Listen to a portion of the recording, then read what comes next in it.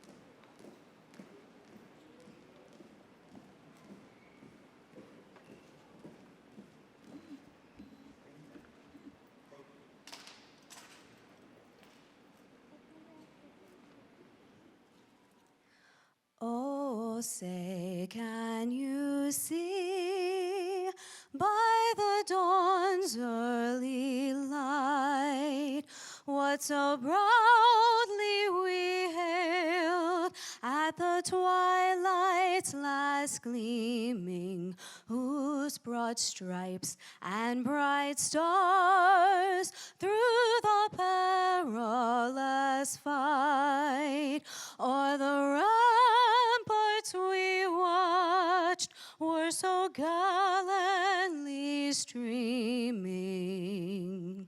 and the rocket's red glare, the bombs bursting in air, gave proof through the night that our flag was still there. Oh, say, does that star-spangled banner yet wave o'er the land of the free and the home of the brave?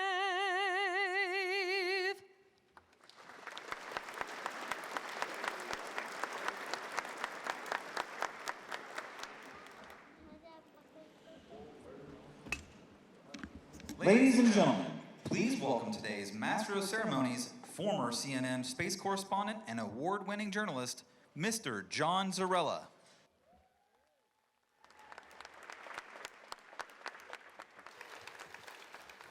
Good morning, ladies and gentlemen. Thank you, Embry-Riddle Naval ROTC Color Guard, and Ms. Perdue.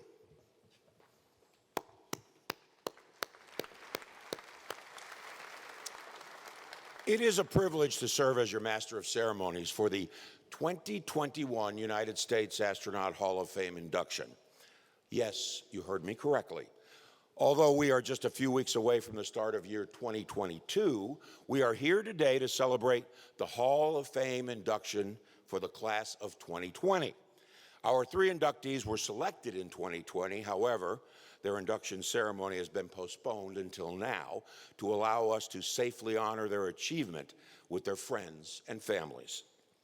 Thankfully, patience and perseverance are prerequisites for an astronaut career. And these 3 spaceflight veterans, all of whom have spent significant time living aboard the International Space Station, were undoubtedly better prepared to handle the pandemic than any of us.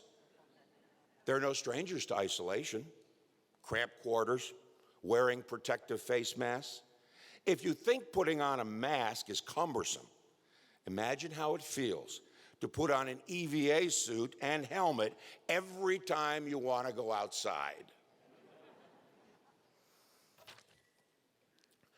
After the last 2 years we've all had, it is even more meaningful to be with you in person for the very special and time-honored event. May we never again take for granted the opportunity to gather together in celebration as we are today. This is indeed a long-awaited and joyous occasion as we prepare to honor 3 distinguished space explorers who have each enjoyed a record-breaking astronaut career and have made incredibly significant contributions to NASA and the world. Because the ceremony has fallen so late in the year, there will not be a 2021 class of inductees. But I think when you hear the accomplishments of these 3 astronauts, you'll agree that they are more than qualified to represent both years. Today, at long last, we induct 3 astronaut heroes into the United States Astronaut Hall of Fame: Michael Lopez Alegria, Pam Melroy, and Scott Kelly.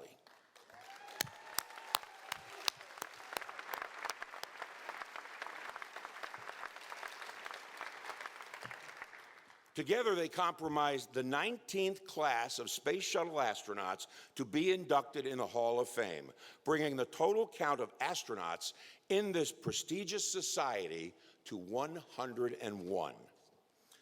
Before we move on, I'd like to recognize the many distinguished guests who have joined us today. Bill Nelson, NASA Administrator. Hortense Blackwell, Director of Communications and Public Engagement, NASA's John F. Kennedy Space Center. Michael Griffin, former NASA Administrator. Her Excellency Maggie Macario Doyle, Ambassador of the Principality of Monaco to the United States and Canada. Among our distinguished guests are, of course, a number of astronauts. Please welcome, in flight order, John David Bartow, Bernard Harris, Wendy Lawrence, Katie Coleman,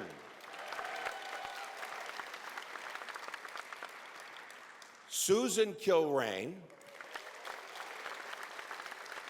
David Williams, and Sandy Magnus.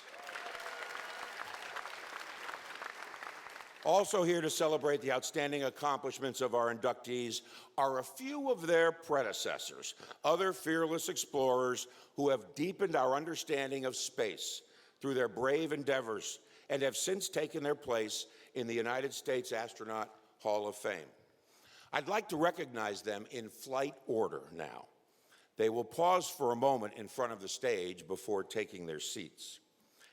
Logging more than 500 hours in space on 3 missions, this pilot and commander also led the Space Shuttle Orbiter return to flight team following the Challenger tragedy.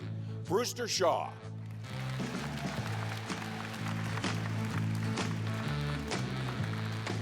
An accomplished fighter pilot who dedicated 25 years to military service. He orbited Earth 319 times as a mission specialist on STS-51C, 61A, STS-29, and STS-48, flying with a still classified military payload, conducting science research and deploying NASA satellites. Jim Buckley. He became the first astronaut to log 1,000 hours aboard the Space Shuttle during his 5th and final flight, STS-75. This scientist has served NASA as a mission specialist, payload commander, and spacewalker. Jeff Hoffman. He is a veteran of 3 Space Shuttle missions, logging more than 455 hours in space. He served as pilot on STS-51B, Space Lab 3, and was the space commander on STS-33 and 44. Fred Gregory. He is a veteran of 4 Space Shuttle flights, 2 as pilot, 2 as commander, including STS-60, the historic first joint American-Russian shuttle mission. He retired in 2017 after 6.5 years as NASA Administrator. Charlie Bolden. This six-time space shuttle flyer served as pilot on his first flight, STS-32, and went on to command his next 5 missions. He has logged nearly 1,600 hours in space. James Weatherby. He is a veteran of 4 space flights, serving as pilot for 2 and commander for 2, ultimately logging 38 days in space. He is the former center director here at NASA's Kennedy Space Center and was named Associate Administrator for NASA in May of this year. Robert Cabana.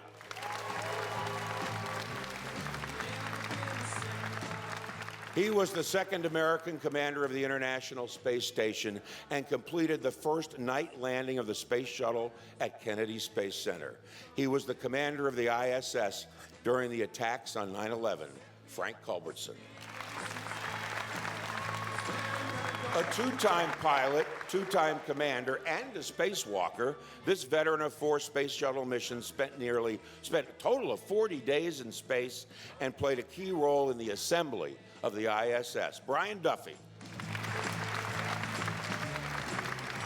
He is a veteran of 6 space flights, during which he logged more than 1,380 hours, or 57 days in space. He also served as commander of STS-95, John Glenn's historic return to space. Kurt Brown. She is a veteran of 5 shuttle missions. As a crew member of the ISS's Expedition 2, she lived aboard the station for 163 days and set a world record for her nearly 9-hour spacewalk. Susan Helms. She is a veteran of 5 shuttle missions. As a crew member of the ISS's Expedition 2, oh, I just did that. Susan, I'm giving you the introduction twice. That's how good it was and how good you are. She is a veteran of 4 space flights, logging more than 35 days in space. She first made history in 1995 when she took the controls of Discovery on STS-63 to become the first woman space shuttle pilot. She again made history as commander of Columbia on STS-93. Eileen Collins. This 5-flight veteran has logged more than 58 days in space. He conducted 8 spacewalks, totaling 58 hours and 30 minutes on 3 different missions to repair the Hubble Space Telescope. John Grunsfeld. He is a 5-time space shuttle astronaut who has logged more than 1,600 hours in space. He flew as mission commander on 2, including STS-96, the first ever docking of a shuttle to the International Space Station. Kent Rominger. Kent? He commanded the second return-to-flight mission after the Columbia tragedy and the final flight of the Space Shuttle Discovery. He logged 62 days, 22 hours, and 33 minutes. We don't have the seconds here. In space to serve as, and you served as chief of the astronaut office. Steve Lindsay. He served in various roles at the Johnson Space Center and NASA headquarters, piloting 2 space shuttle missions and commanding 2 more, including STS-125, the 5th and final servicing mission for the Hubble Space Telescope. In total, he spent more than 51 days in space, but his greatest accomplishment may be that he is the 2-time champion of the Astronaut Cocktail Challenge, the reigning champion, Scott Altman. We bow to your excellence, sir. On her 3 space flights, she has served as a mission specialist, flight engineer, and prime robotics operator, performing spacewalks crucial to the assembly of the ISS. She helped lead return-to-flight efforts and oversaw the final flights of the space shuttle. Janet Kavandi. Thank you to all of the distinguished astronauts who have taken the time to join us today. Let's have one more round of applause for our United States Astronaut Hall of Fame astronaut.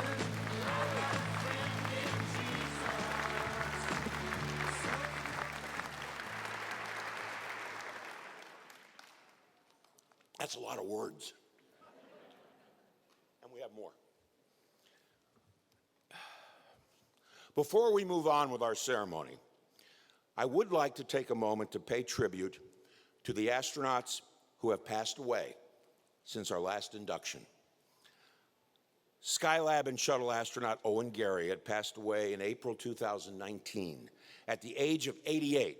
Garriott was a rare breed of both pilot and scientist, earning his PhD in teaching engineering at Stanford before earning qualifications as a pilot in jet aircraft from the United States Navy. On his first flight, Skylab 3, he set a world record for duration with a 60-day mission. He flew again on STS-9 Spacelab 1, spending another 10 days in space.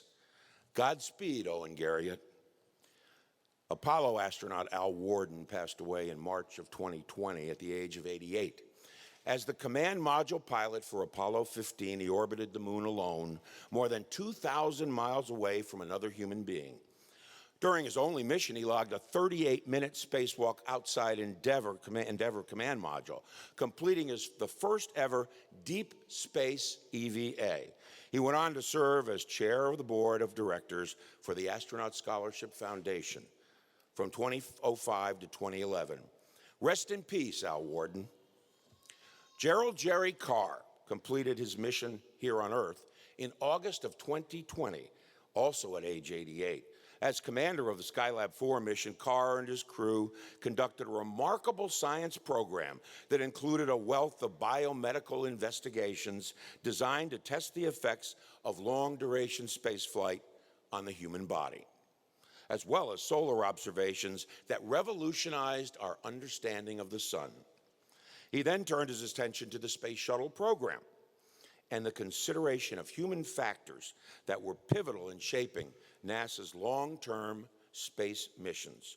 Farewell, Jerry Carr. Physician astronaut William Thornton was selected as an astronaut in 1967 and launched twice on the Space Shuttle Challenger on STS-8 and STS-51B, the Spacelab 3 mission.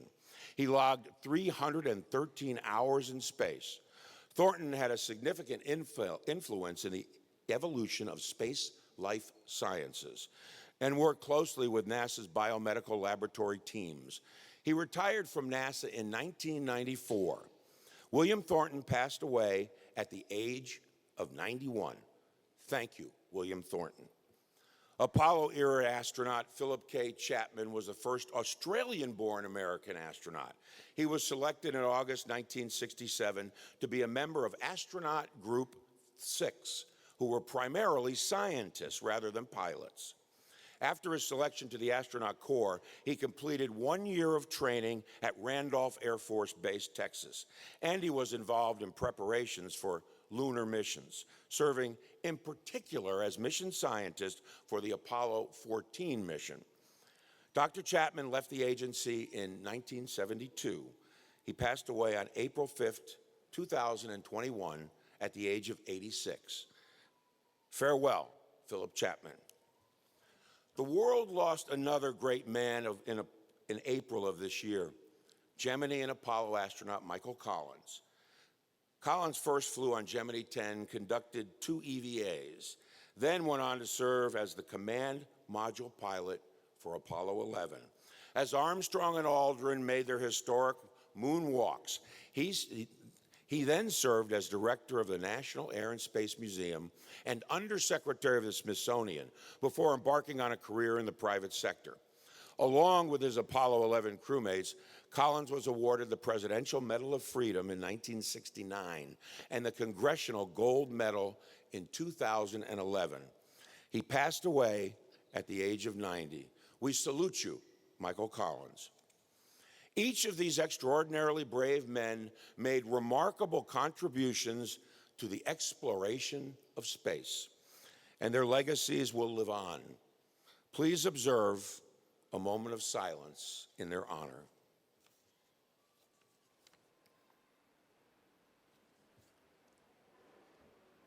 Thank you. Ladies and gentlemen, here to say a few words on behalf of the Kennedy Space Center Visitor Complex is Chief, you're the chief, aren't you? The Chief Operating Officer, Mr. Theron Protze. Theron?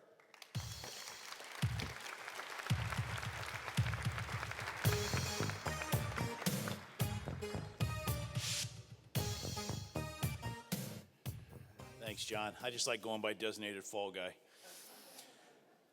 Good morning, and welcome to Kennedy Space Center Visitor Complex. Thank you for joining us today, and it's so great to see everybody in person. It is our honor to host today's ceremony to welcome NASA astronauts Michael Lopez Alegria, Pam Melroy, and Scott Kelly. We are all thankful to continue to safely offer the guests the opportunity to learn and be inspired by the story of NASA and space exploration.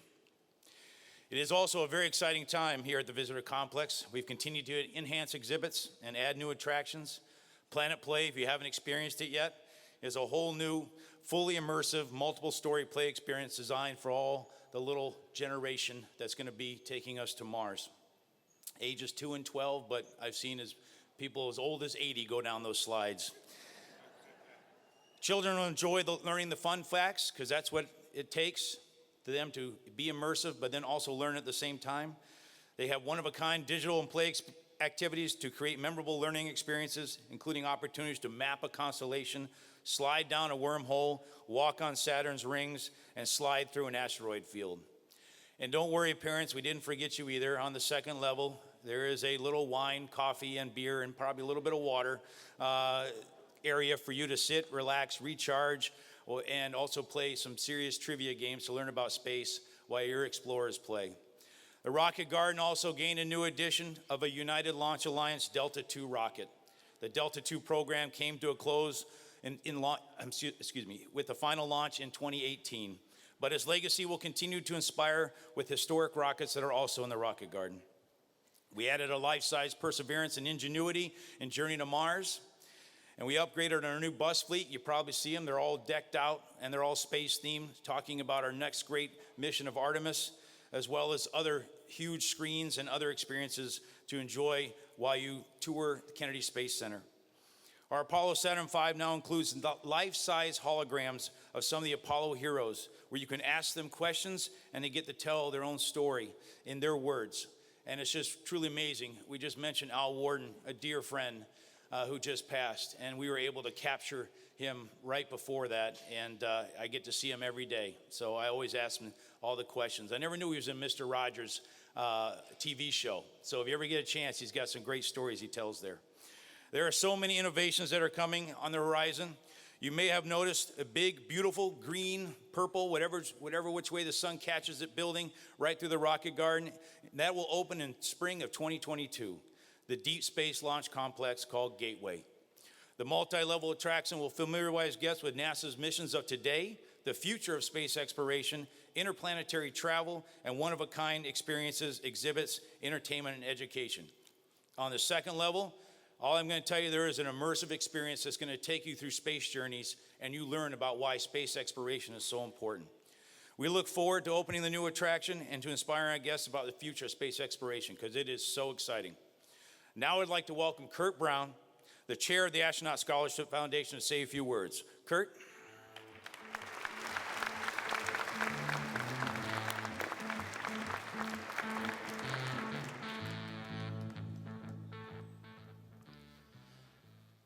Well, those are tough acts to follow, but good morning, everyone, and thank you all for being here with us today. As chairman of the Astronaut Scholarship Foundation, it gives me great pride to see so many fellow astronauts, guests, and friends of guests here to celebrate in person. We were gone for 2 years, we're now back, but we're here in person to induct Michael Lopez Alegria, Pam Melroy, and Scott Kelly into the United States Astronaut Hall of Fame.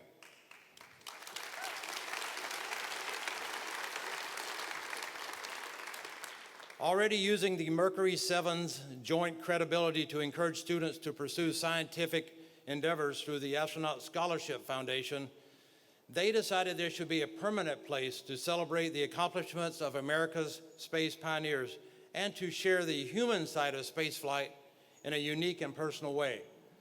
So their dream, the United States Astronaut Hall of Fame, became a reality in 1990. And 5 years ago, the Visitor Complex opened the Heroes and Legends, featuring the United States Astronaut Hall of Fame, presented by Boeing. Thanks to the partnership with Delaware North and the support of the companies and individual supporters, the Astronaut Scholarship Foundation awards a merit-based scholarship to more than 60 of the best and brightest STEM students annually. This prestigious astronaut scholarship is known nationwide for being among the highest monetary scholarships awarded to the undergraduate STEM students. Since its inception, ASF has awarded more than $7 million in scholarships to almost 700 of the nation's top students.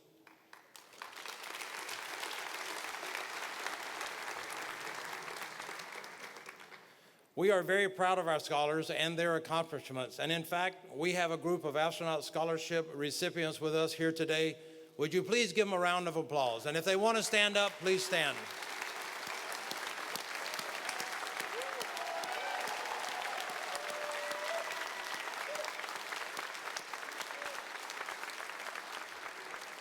Thank you, scholars. They know why they come to these things, because they know they're going to have a good time. So thanks for showing up for us.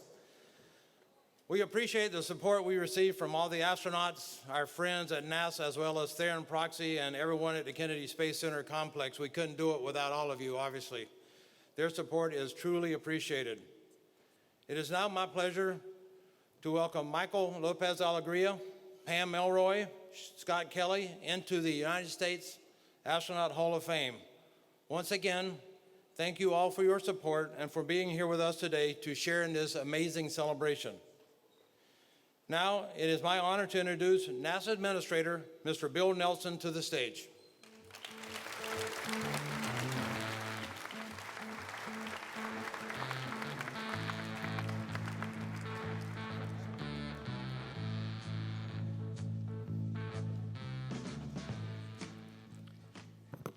John Zarilla, thank you for serving as Master of Ceremonies.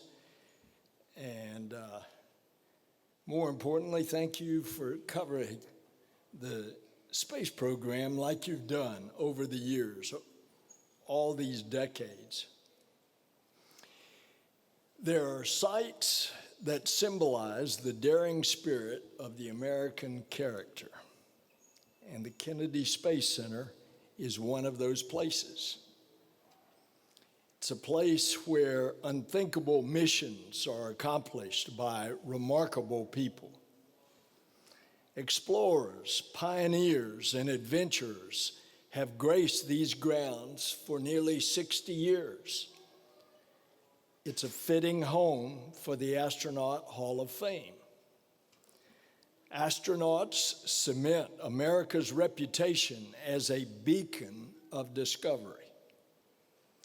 And today, we gather to honor three legendary astronauts, Mike Lopez Alegria, Pam Melroy, and Scott Kelly. And from this sacred site, these three pioneers propelled upward. They explored the heavens, they broke barriers, and they set records. They pushed the boundaries of humanity's reach. And today we are including a trailblazer who wanted to play with planes, not dolls. As a young girl, she was fascinated by the sky. She dreamed of flying among the clouds. Well, she did, and she did more. Pam Melroy served as the pilot on 2 missions and the commander on another. And if I might add, NASA is blessed to have a visionary leader like the deputy administrator. And before this, of course, she was the second woman in the Air Force to be a test pilot. Today, we are also inducting an adventurer who raised in New Jersey. His parents were police officers. They pushed him to serve his community as an emergency medical technician during high school. They encouraged him and his twin brother to pursue lofty goals. Scott Kelly did just that. He inspired the world when he spent many, many days aboard the ISS. And we know Scott is proud that he and his brother, Senator Mark Kelly, were the first twin siblings to become astronauts in NASA's history.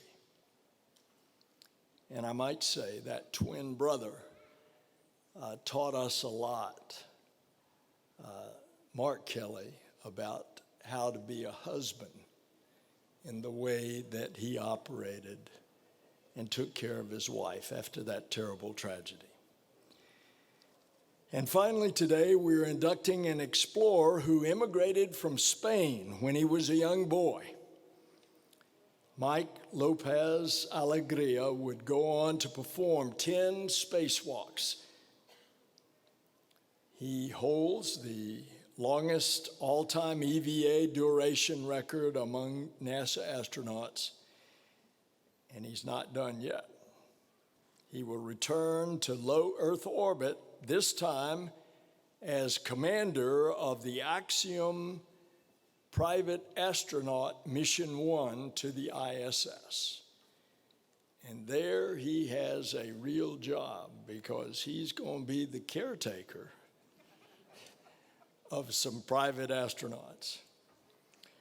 Well, we honor these 3 astronauts today for their extraordinary achievements in space, but let's also learn from their aspirations.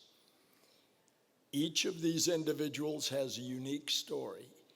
Each has ventured into the cosmos as a NASA astronaut. This agency has the ability to bring people together. It's one of the few in the federal government. And this agency has the opportunity to benefit humanity. We unify, we discover, we inspire, not only with the human spaceflight program, but all the science that we do in the aeronautical research. Next month, we're going to launch a telescope and position it 1 million miles from the Earth, on the opposite side of the Earth from the sun. It's going to peer out. It's going to peer through a keyhole in the sky, and it's going to look back and capture light from over 13 billion years ago. Light that was emitted only 250 million years after the Big Bang. The light that is the formation of the first galaxy. These are just some of the things that this little agency is doing in addition to the human space flight program. Americans and people from around the world will continue to come to this museum. Many of them will be children, and they are members of the new generation, the Artemis generation.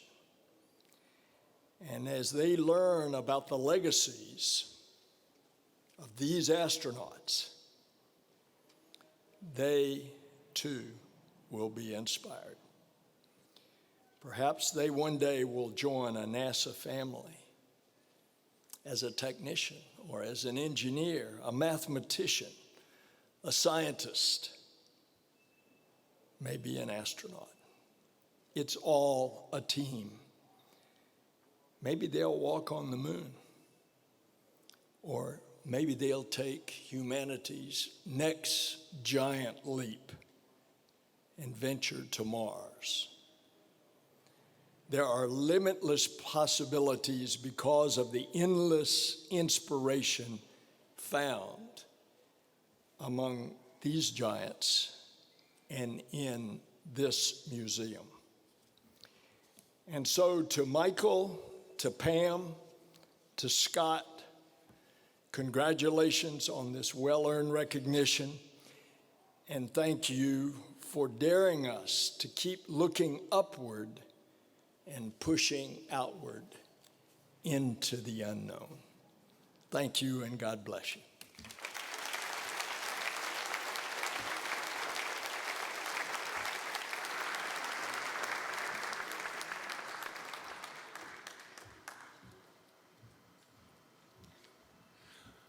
when I saw Administrator Nelson earlier before the event started, I hadn't seen him in quite some time, and I hadn't congratulated him on becoming Administrator Nelson.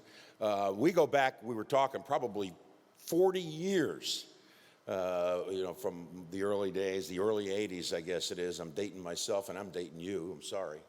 But when I looked at him, I said, so do I call you Administrator Nelson? Do I call you Senator Nelson? And he said, no, it's just Bill. And that's kind of the relationship that we had over the years. He's a good man, and I've enjoyed our many years of friendship. Now I'd like to introduce the Director of Communications and Public Engagement at NASA's John F. Kennedy Space Center, Hortense Blackwell.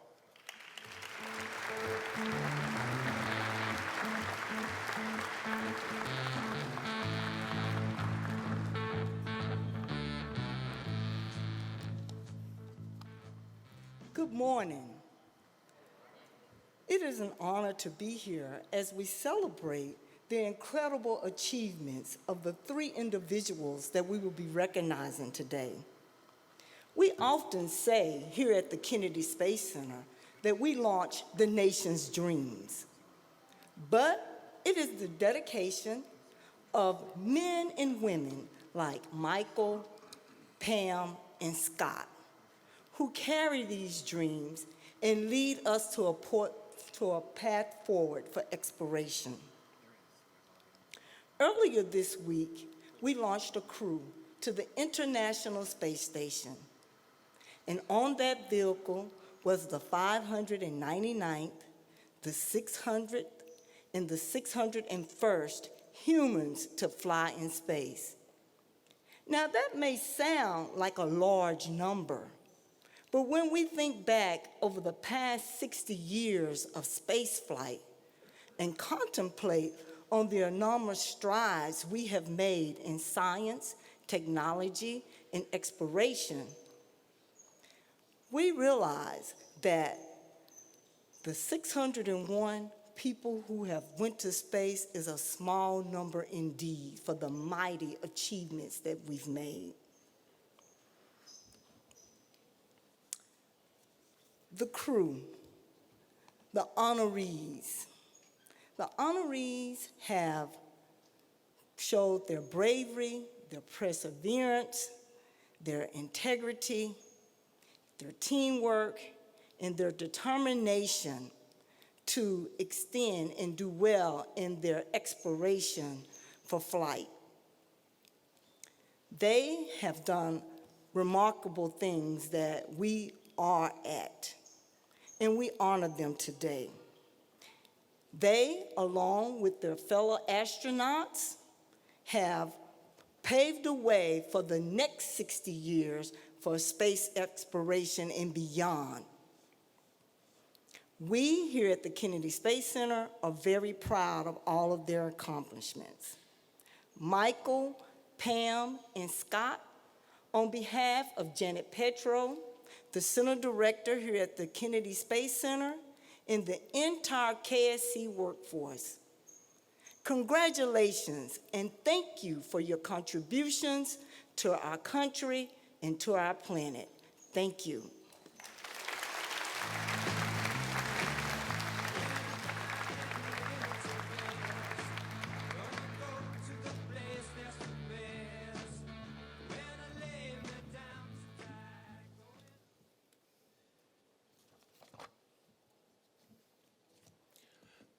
Theron Protze, who was up here, he just presented me with my annual pass to the Kennedy Space Center Visitor Complex. So it's greatly appreciated, my friend. You know that. You all get them. Yes, you all get them. Is this annual or is it lifetime? I don't have that many years left. You could have given me a lifetime one.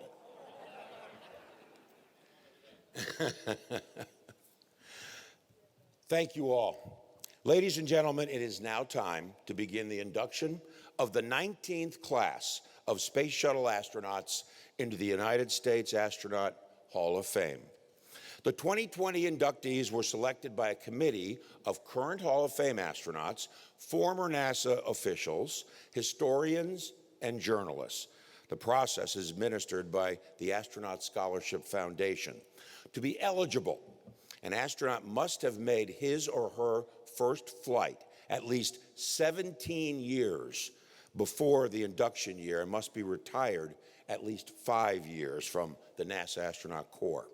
Candidates must be a U.S. citizen, a NASA-trained commander, pilot, or mission specialist, must have orbited the Earth at least once and made significant contributions to the study of space. Our first inductee is Michael Lopez Alegria.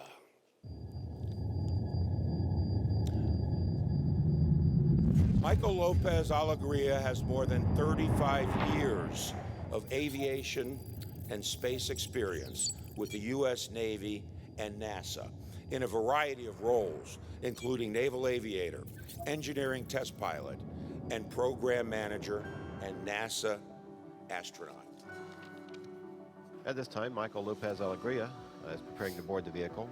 He will serve as the flight engineer on this mission.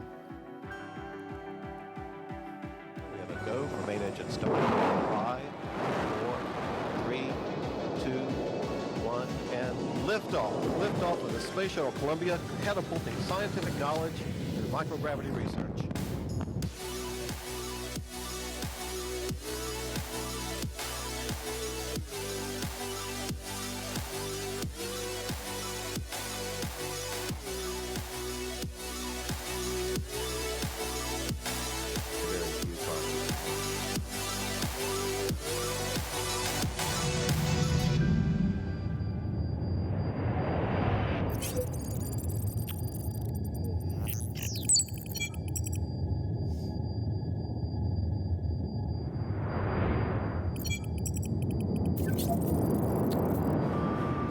Here we have Michael Lopez Alegria, Mission Specialist number 4. He will join Jeff Weisoff on EVAs 2 and 4. They will install and hook up PMA 3 to the Unity module of the International Space Station.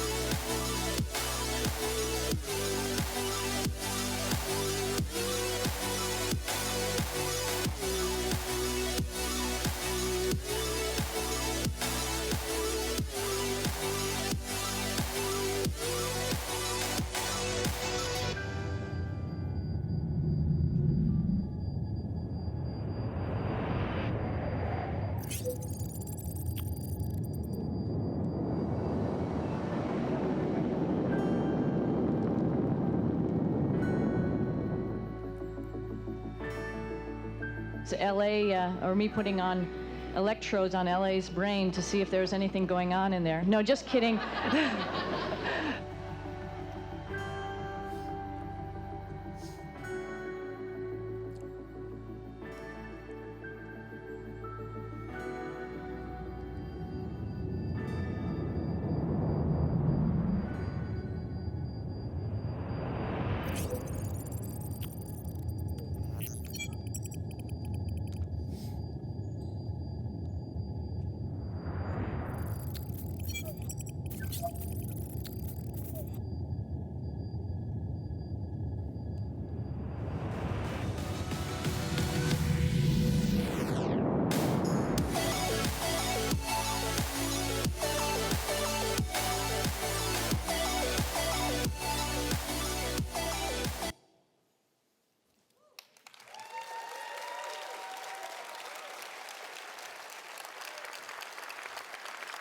As you saw there, LA is a veteran of 4 space flights. During his first mission, STS-73 in 1995, he served as a mission specialist on this science-driven 16-day mission. Following that flight, he spent several years leading NASA's ISS Crew Operations Office. He returned to space in 2000 as a mission specialist on STS-92. During this mission, he and crewmate Jeff Wisoff tested the Safer Jet backpack, flying 50 feet from the safety of the spacecraft to test the effectiveness of this emergency propulsion backpack system. This inductee is not only an astronaut, he is also an aquanaut. In 2001, he served on NASA's Extreme Environment Mission Operations, or the NEMO team, living aboard the Aquarius Underwater Laboratory. He went back to space as the commander of ISS Expedition 14, flying to and from the ISS aboard a Soyuz TMA-9. He holds NASA records for the most extravehicular activities, 10, and cumulative EVA time, 67 hours and 40 minutes. Overall, he is the second most experienced spacewalker in the world. When he landed in 2007, he held the record for longest mission of any American, 2,015 days. Lopez Alegria is the former president of the Commercial Spaceflight Foundation, where he was a spokesman, thought leader, and advocate with the U.S. Congress and pertinent executive agencies for favorable public policy on behalf of the commercial spaceflight industry. Currently, he is an independent consultant to traditional and commercial space companies and serves on several advisory boards and committees of public and private institutions, including the Human Exploration and Operations Committee of the NASA Advisory Council and the Commercial Space Transportation Advisory Committee to the FAA. And between that, he does sleep periodically. Lopez Alegria is the chairman of ASTM International's Committee on Commercial Spaceflight and past president of the Association of Space Explorers, an international professional and educational organization of current and former astronauts. Please welcome Michael Lopez Alegria.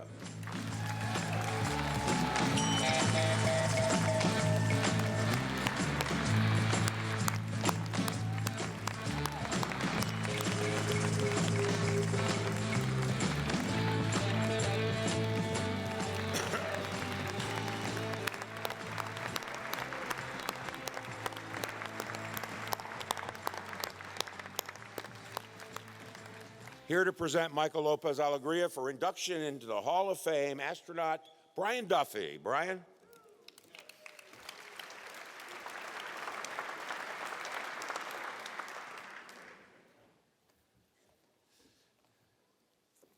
Well, thank you, everybody. Mike just said, be nice. So as I go forward here, telling the Mike LA story, you know, you're going to hear a few things that will make you realize that we don't compare scripts ahead of time, because a lot of the things that Administrator Bill Nelson said, and as well as John's introduction of LA, you know, I have it included in my script as well, so you'll get a chance to hear it again. But Mike, it's such an honor to be asked to present you for induction. You know, thank you for doing that. You're a great friend, valued crewmate. Get a lot of shared experiences together. I'd also like to take at this time an opportunity to congratulate Pam, my pilot on STS-92, so obviously another good friend, as well as Scott Kelly.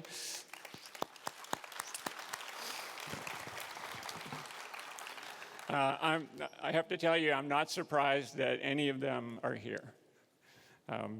You know, the fact that what they've accomplished in their military and in their spaceflight careers is legendary, as has been mentioned.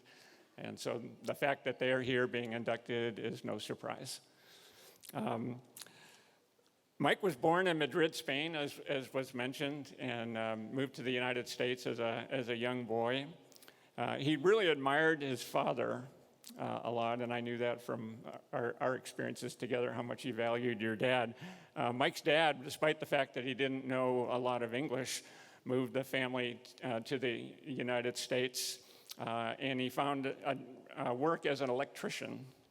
But to improve the family situation, his father went to night school while he was working full time, and he became an electrical engineer.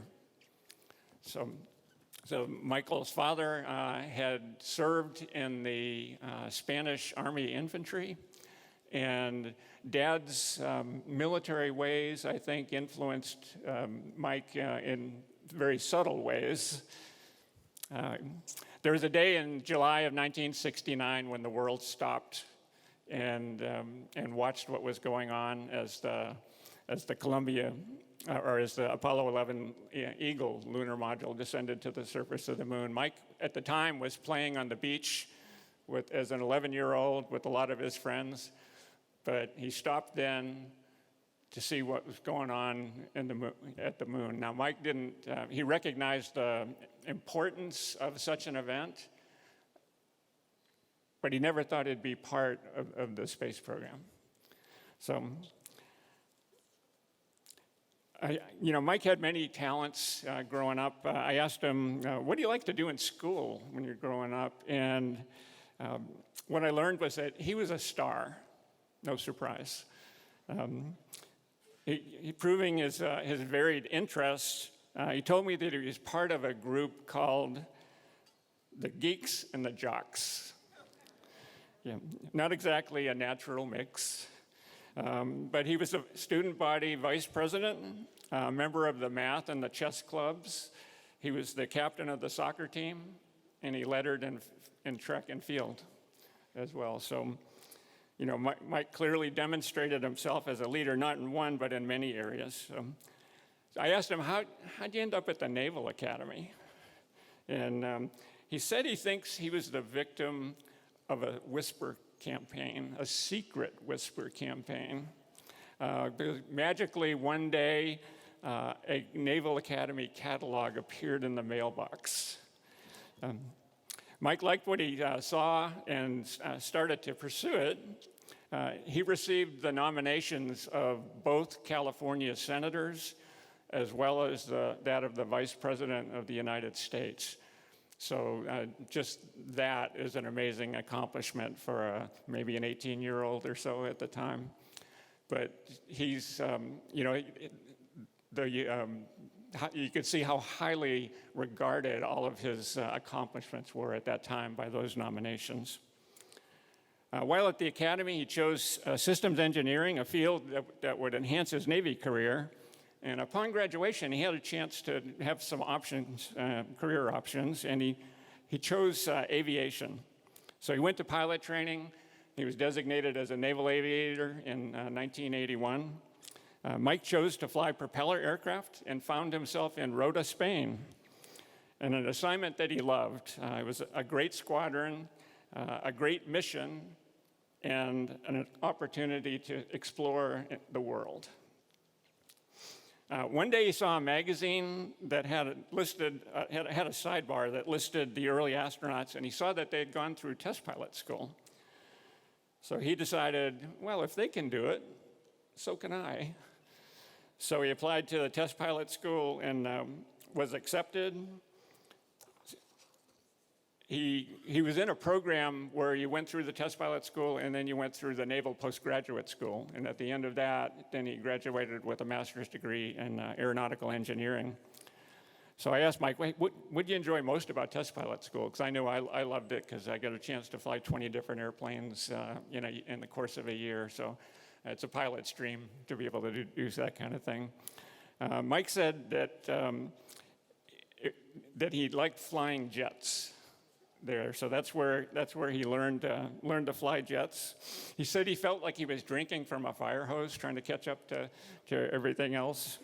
But obviously, he mastered that like he has so many other things in his life. He was selected by NASA as an astronaut in 1992, and his incredible spaceflight career at that point began to take off. After the year of astronaut candidate training, he excelled in a number of mission support jobs, and then was assigned to the first mission that he flew, which was STS-73. And although he was a rookie on that flight, he was named Mission Specialist number 2, which is a key position on the flight deck for launch and for landing. He was also the Blue Shift commander for the round-the-clock science laboratory module. So I had the pleasure of flying with Mike on STS-92 in 2000, where his extravehicular activity skills really blossomed.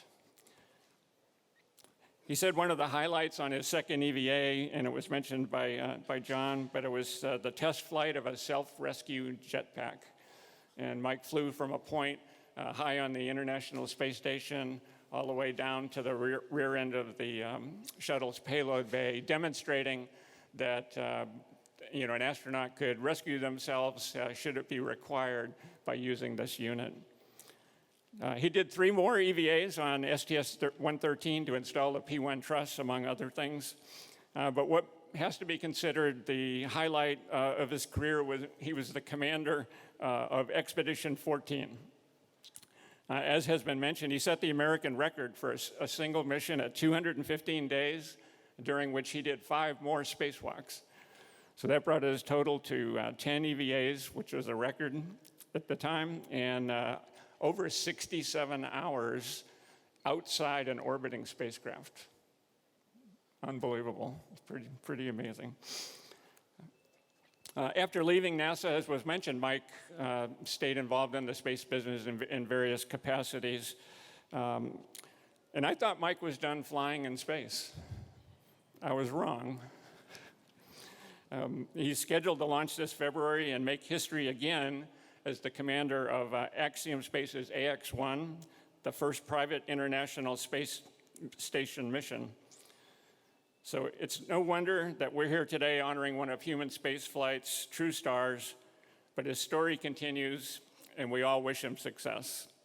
So before he leaves the planet again, it's my pleasure to present Captain Michael Lopez Alegria for induction into the United States Astronaut Hall of Fame.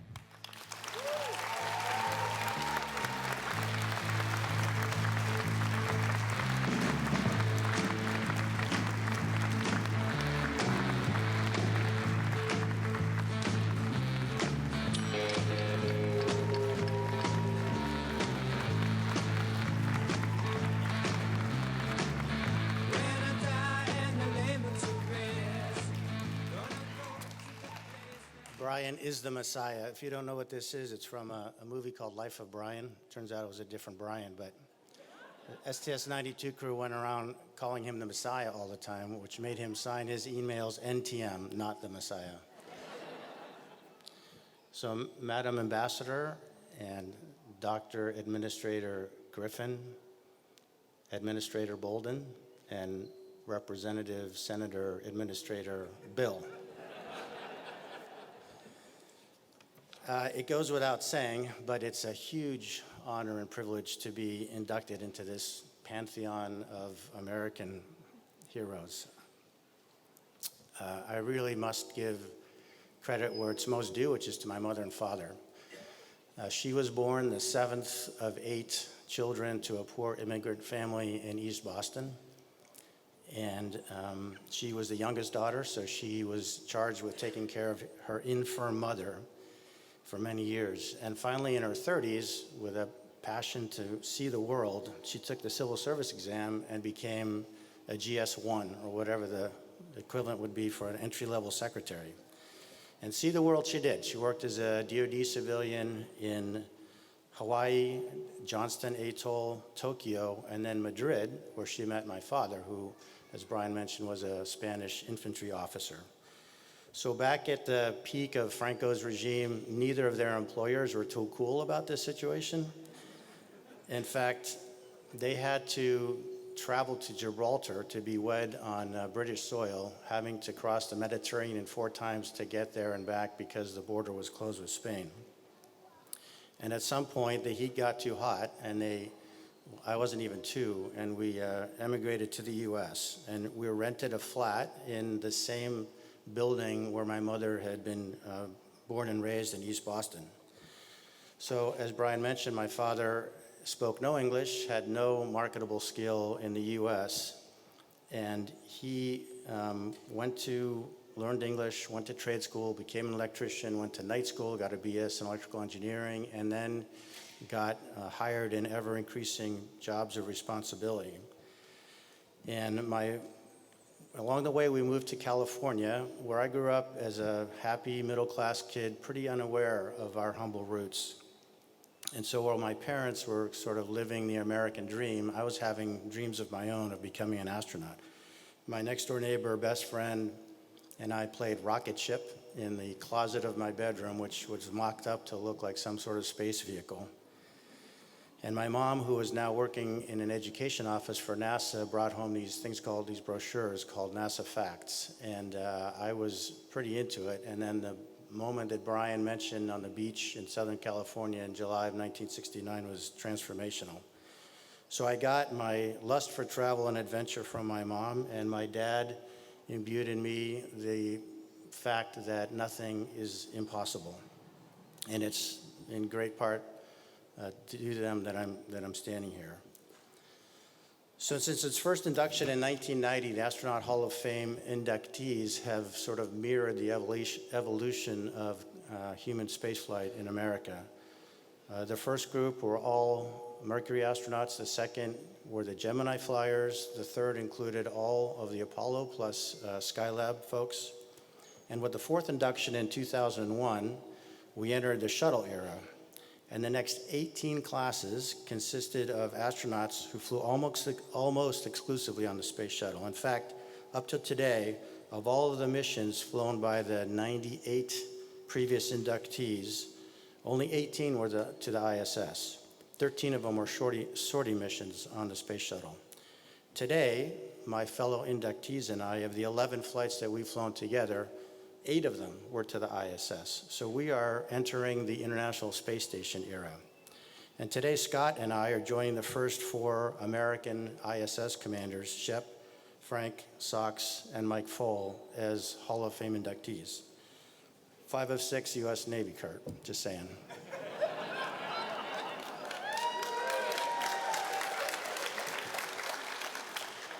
The ISS is a singular achievement in human history, an incredibly complex engineering project made even more challenging by its international proprietorship of 5 agencies and 15 countries. Starting in 1998, hundreds of miles above the Earth at over 17,000 miles an hour, it was put together piece by piece. Many of these pieces had never even been in the same country, let alone the same room. And they were built by people speaking different languages, using different alphabets, and even different measuring systems. Today, it's a fully operational microgravity and space environment laboratory. It's been continuously inhabited for 21 years, and over 3,000 experiments have been conducted on board. But as magnificent as it is, the ISS is a machine, and one day it will wear out. And none of those 5 agencies or 15 countries have any serious indication of their intention to build a follow-on government platform. Yet many have indicated their desire to have their astronauts continue to go to low Earth orbit and do important human research, physical science investigations, and technology development and demonstration that can only be accomplished in a sustained microgravity environment. So what's the solution? A commercial space station, preferably more than one, with multiple customers where the government is only one of them. So in 2005, under Dr. Griffin and with Senator Nelson's support, NASA very wisely invested in commercial cargo and then later commercial crew transportation capabilities. Today, 2 companies, perhaps soon to be 3, are providing robust and reliable transportation of tons of supplies and experiment materiel to the ISS. Similarly, SpaceX has demonstrated safe, cost-effective, and reliable crew transportation to the orbital outpost, with Boeing to come online soon. These capabilities will no doubt outlast the ISS and will be ready to serve commercial destinations. But will those destinations be ready when the ISS is retired? No place better than the Space Coast knows the impact of a gap in human spaceflight capabilities. The 9-year hiatus of human launches from the Cape was devastating to the local economy. It's very gratifying to see that under Bob Cabana's leadership, the Kennedy Space Center has not only survived, but it is thriving. Although much smaller in scale, NASA's commercial LEO development program, including private astronaut missions, is an attempt to mirror its wise commercial cargo and crew investment in non-government service providers to avoid such a gap in microgravity platform availability. But commercial destinations must, by their very nature, be profitable. And in order to grow a viable economy in LEO, lines of business that NASA, appropriately as a government agency, has ignored must now be considered. While it is the role of governments to expand new frontiers and then step aside in favor of commercial and entrepreneurs, without a profit incentive, those merchants will stay home. And NASA can ill afford a gap in access to LEO platform. It must expand its horizons and allow private astronaut missions to plumb the gamut of revenue-generating opportunities, including advertisement, brand placement, and even entertainment. And while I know that's anathema to many of us, it is a critical step in building the demand that commercial platform providers need to close their business case. Else the enterprise will fail and access to low Earth orbit will end with it. To close, those of us being inducted today stand on the shoulders of those of you who come before us. It is truly an honor, and we take very seriously our solemn duty to bear the weight of those who come after us. At some point in the not too distant future, the first Artemis era astronaut will be standing on this stage delivering their remarks. And I am hopeful that they will be sharing this stage with somebody who's spent time on a commercial LEO platform. Thank you.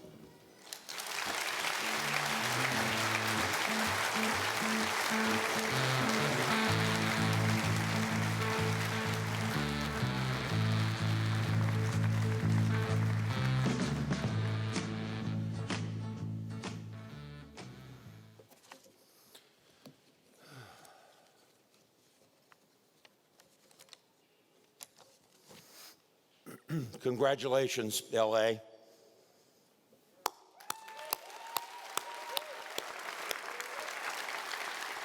And now it's time to introduce our second candidate for induction into the United States Astronaut Hall of Fame, Pam Melroy.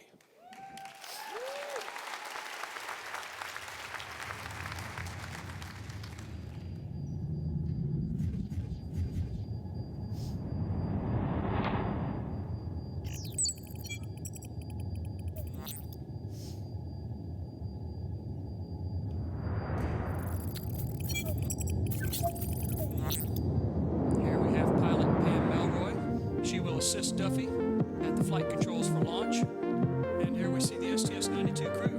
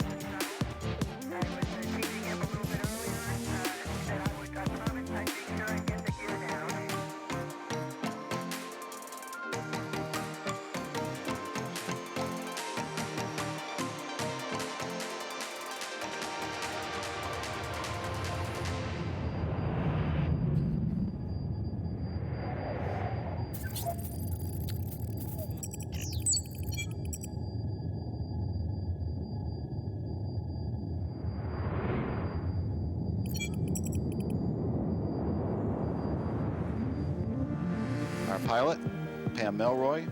This will be her second space shuttle flight. 2, 1. We have booster ignition and liftoff of the Space Shuttle Atlantis, building the station and our future in space.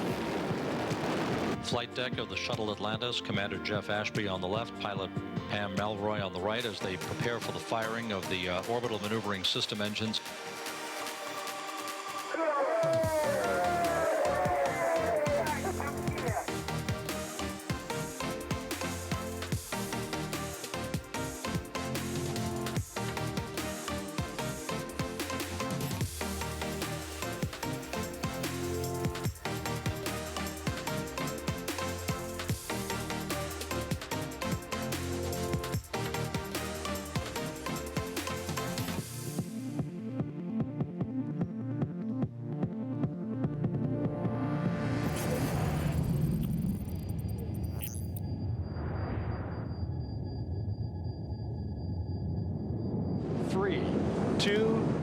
1, booster ignition and liftoff of Discovery, hoisting harmony to the heavens and opening new gateways for international science.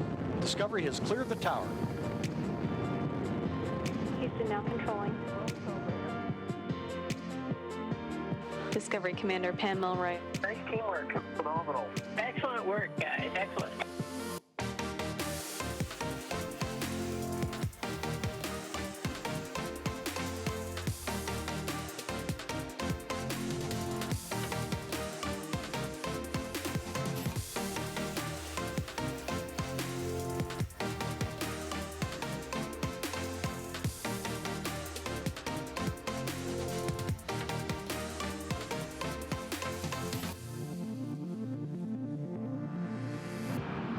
Discovery's landing gear is down and locked in place. It's great to be back in Florida, especially the home of Discovery. It's a thrilling day for both the Space Shuttle and the Space Station programs.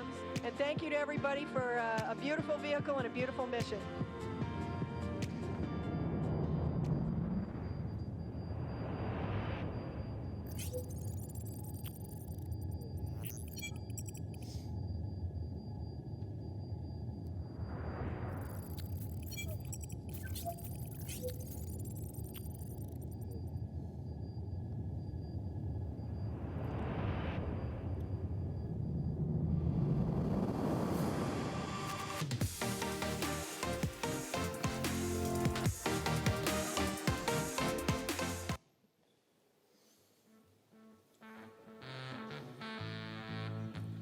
Pam Melroy holds a bachelor's degree in physics and astronomy from Wellesley College and a master's degree in earth and planetary sciences from the Massachusetts Institute of Technology.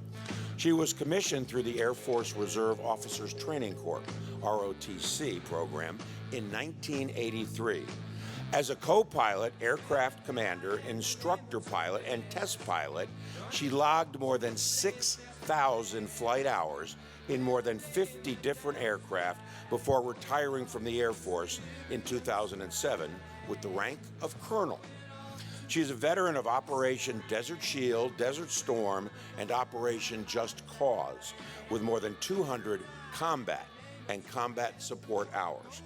Melroy was selected as an astronaut candidate by NASA in December of 1994, initially assigned to astronaut support duties for launch and landing. She also worked advanced projects for the astronaut office and performed capsule communicator, CAPCOM, duties in mission control. In addition, she served on the Columbia reconstruction team as the lead for the crew module and served as deputy project manager for the Columbia Crew Survival Investigation team. In her final position, she served as branch chief for the Orion branch of the astronaut office. One of only 2 women to command a space shuttle, Melroy logged more than 924 hours, or 38 days in space. She served as pilot on 2 flights, STS-92 in 2000 and STS-112 in 2002, and was the mission commander on STS-120 in 2007.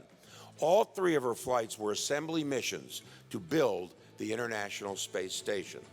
After serving more than 2 decades in the Air Force and as a NASA astronaut, Melroy took on a number of leadership roles, including stints at Lockheed Martin, the Federal Aviation Administration, the Defense Advanced Research Projects Agency, Nova Systems Australia, and as an advisor to the Australian Space Agency.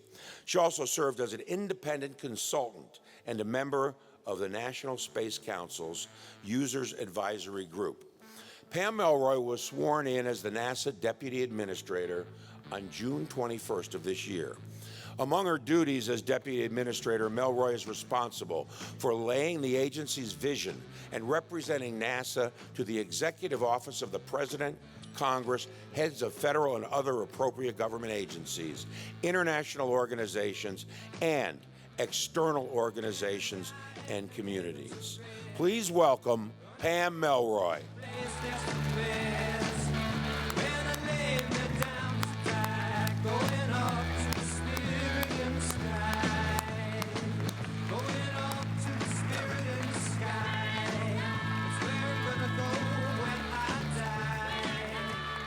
To present Pam Melroy for induction is Hall of Fame astronaut Susan Helms.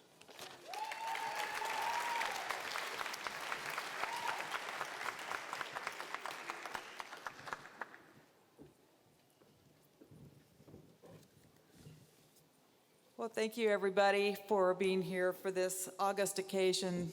And I'd like to congratulate Pam and Mike L.A. and Scott for being so well-deserving to be inducted into today's Hall of Fame ceremony.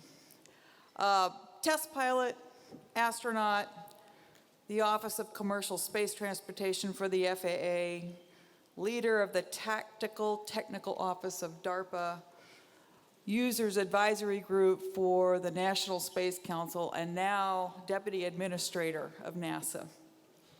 If there was one person who epitomizes the term giving back in support of our nation's space aspirations, it's Pam Melroy. Grown from humble circumstances and the daughter of a super supportive mother, Helen, and a wicked smart father, Dave, who has his own special history, by the way, in computer engineering, Pam had a laser focus on exactly who she was and what she wanted to be. At 8 years old, after seeing Neil and Buzz step on the moon, she just knew at that moment she wanted to be an astronaut. And never mind that at that time, the idea was completely unthinkable for a girl to want to do that. To the great credit of her parents, they did not tell her no, but yes, if that's what you want to be, you can do it. And this wasn't just a passing fancy, by the way. When Pam went to college at Wellesley in 1979 to get her bachelor's degree in physics and astronomy, she attended a meet and greet for new students. And from what I've heard, I think the conversation she had at that point went something like this. Hi, I'm Pam Melroy, and I'm going to be an astronaut. And I'm sure her fellow students probably thought, yeah, right. They may have underrated her drive, but now, years later, they surely have not forgotten that moment when their bright, ambitious classmate actually predicted the future. And for all of us, it of course reminds me of a phrase we often say that epitomizes Pam as a leader, which is, don't tell me no, just tell me how we get to yes.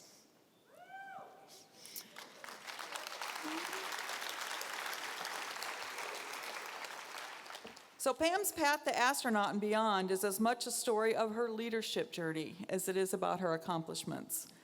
As a KC-10 aircraft commander being shot at during Desert Storm, it groomed her to lead with grace under fire, literally.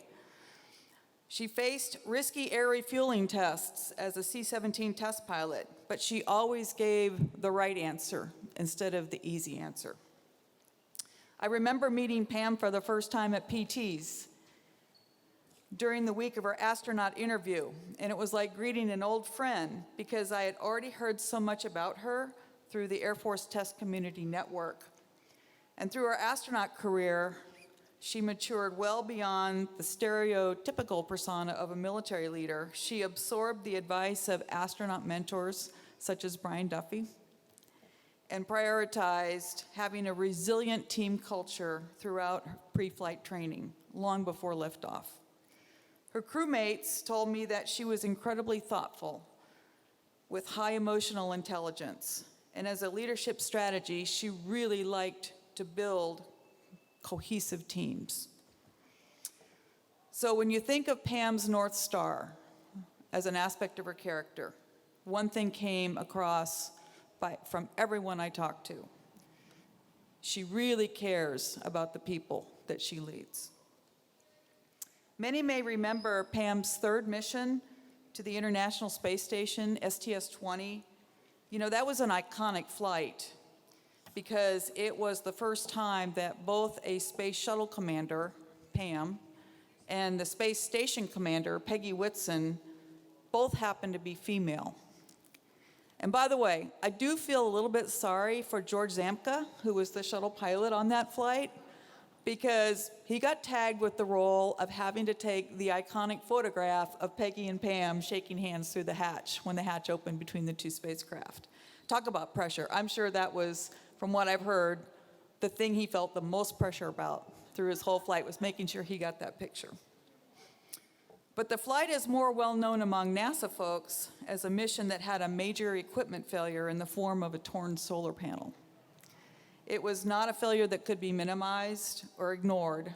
Basically, if the panel couldn't get fixed in some way, shape, or form, for engineering reasons, it would have to be tossed overboard, leading to a cascade of issues for all following missions to the space station. And so the stakes were incredibly high. Mission Control worked out a fix, but the twist to the story is that that fix would involve executing a major, risky spacewalk that had never been envisioned nor practiced. But as a great leader would do, Pam had prepared herself and her crew to expect the unexpected.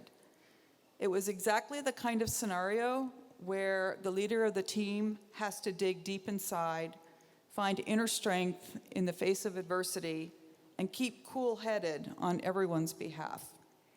Both Peggy and Pam later told me that this was by far the greatest spaceflight challenge that either had faced, but the results speak for themselves.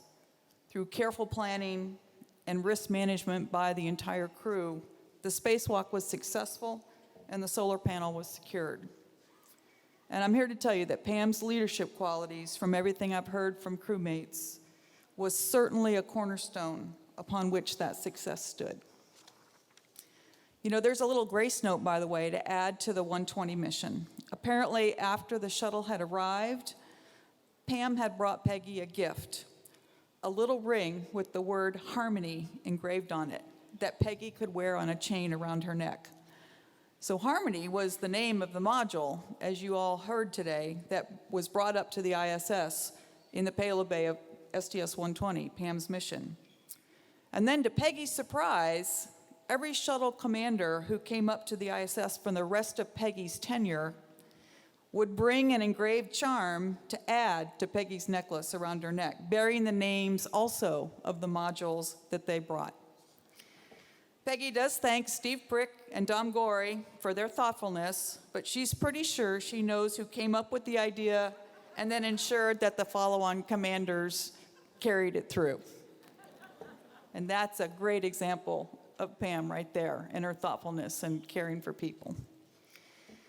Although she's always adored her work, it obviously hasn't been all work for Pam.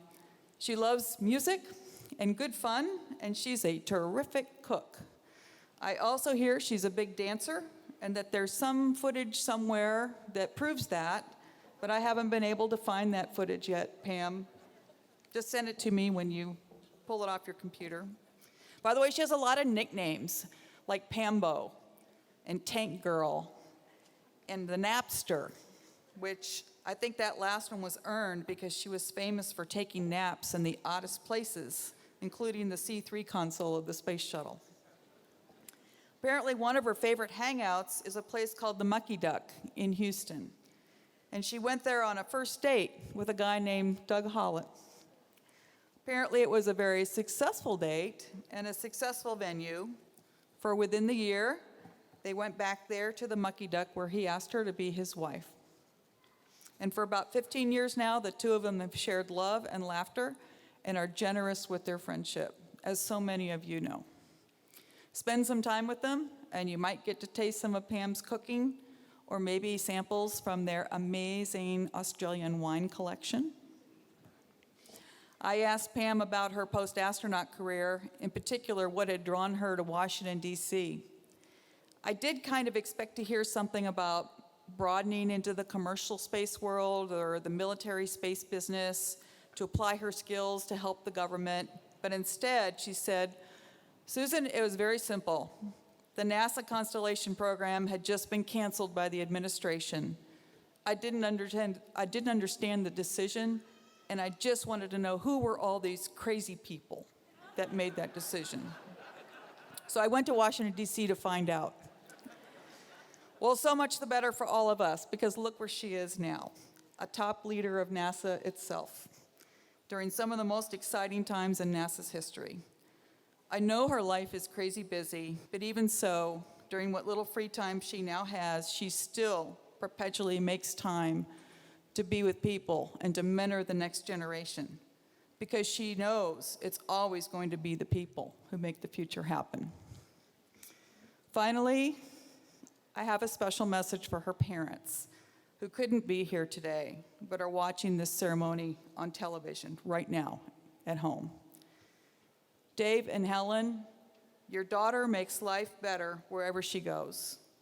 People want to work for her and with her. Young people are inspired by her. Peers want to share good times with her and be on her team. She's the whole package, and her impact on human spaceflight, national security space, international partnerships, commercial space policy, and now a guiding hand for NASA right at this inflection point for the agency. All of this together makes clear that she's an amazing choice for the Astronaut Hall of Fame.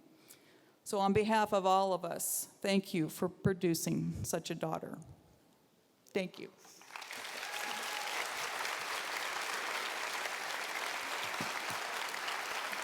Okay, Pam, here we go.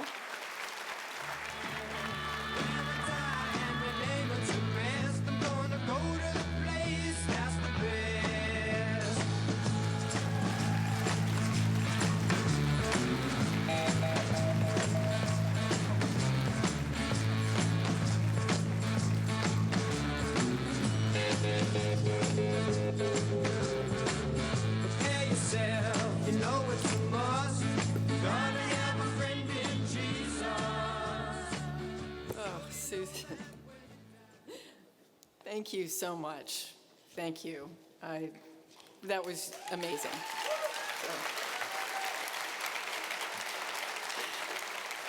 You know, I have to say that I have been a little bit nervous. I really hate sitting and having somebody talk about me, but you know what? That was awesome. This has been a pretty amazing year for me. I am very honored to be the deputy to Administrator Bill Nelson, and together with our Associate Administrator Bob Cabana, we are humbled and excited to lead NASA into the future. This is not a job that can be done without the support of family and friends, and I am so grateful for their presence here today.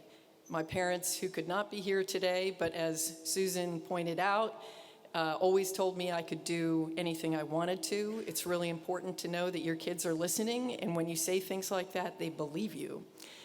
They have been a constant source of support for me, and most especially, I thank my husband, Doug, for his unwavering support and love. I thank the Astronaut Scholarship Foundation for this great honor to be inducted into the Astronaut Hall of Fame, together with my distinguished colleagues. It's really fitting that we're gathered here in the very shadow of the Space Shuttle Atlantis, which I flew on my second flight, to reflect on the accomplishments of Mike, Scott, and myself, because they're inextricably linked to this vehicle that we flew. Being here in Florida always brings back floods of memories. The Space Shuttle was a truly unique and capable vehicle, and NASA reinvented how we used it multiple times over its 30-year history. We all have so many stories, variously nerve-wracking, thrilling, and humorous, and sometimes all three at once. Building the International Space Station was an essential part of all three of our histories. I wish we could share with you how exciting it was to see the ISS and dock to it. It looks like a piece of modern art hanging suspended for us to admire. And then we could admire the differences as we undocked, knowing that our crew had played a successful part in this grand enterprise.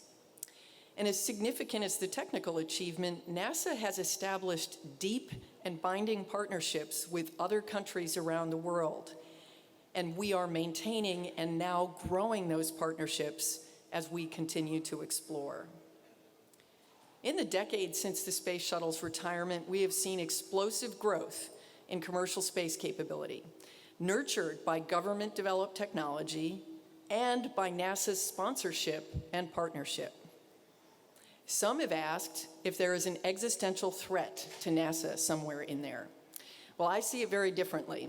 We have always had 4 pillars as the reason why we send humans to space. We do it for scientific research, for national leadership in technology, for excellent jobs in a high-growth industry, and of course, the fourth pillar, for inspiration. And none of that has changed. In fact, we have more choices now about how to accomplish those goals as we have an increasingly capable and sophisticated industry. NASA has been the engine for commercial space capability, and our fuel for that engine is exploration. So we're poised to return to the moon. We are truly at an inflection point. The mighty Monster rocket, with the first crew vehicle capable of sustaining humans in deep space and returning them to Earth since Apollo, waits not far from here. We hope to light that candle and celebrate the launch of Artemis 1 in just a few months. However, instead of the single paramount objective of sending humans there and returning them safely to Earth that defined Apollo, we are building a program to achieve a series of objectives that will provide the blueprint to how we maintain a human presence as we explore the solar system and then the universe. Yes, of course, like Apollo, we must demonstrate the capability to keep humans alive, transport them to and from their destination. But we must also learn how to develop infrastructure, communications, positioning, navigation, and timing, power, landing sites, and even the ability to extract rocket fuel from in situ resources. And despite the great scientific riches we gained by bringing moon rocks back to the Earth from Apollo, we can do so much more now. We have to develop capabilities to do far more science with humans on the surface of another planet. This is a major paradigm shift. And each step of the Artemis program is going to take us on this journey to prepare us for the next major destination, Mars. Even today, the Perseverance rover is taking samples in the place on Mars most likely to have hosted life in the past, the Jezero crater. And together with our European partners, those samples will be returned to the Earth in the early 2030s, guiding and supporting us to direct human exploration to the places of maximum impact when we go. Not only do we have the opportunity to find stunning insights by potentially comparing biology developed on another planet to our own biology, we can also gain insights into how a once water-covered planet is now cold and barren, and perhaps how to protect our own Earth from the same fate. Because in the end, those of us who have had the incredible good fortune to go to space know that all of humanity is the crew of Spaceship Earth, and it's our duty to care for each other and for our spaceship. And I personally am completely committed to do everything I can for you, my crew members, when you are both on and off the planet. Thank you.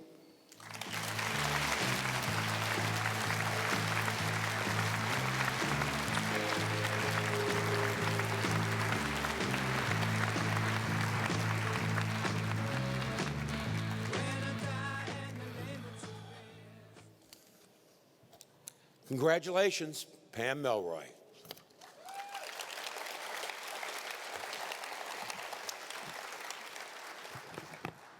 And now it's time to introduce our third and final candidate for induction into the United States Astronaut Hall of Fame, Scott Kelly.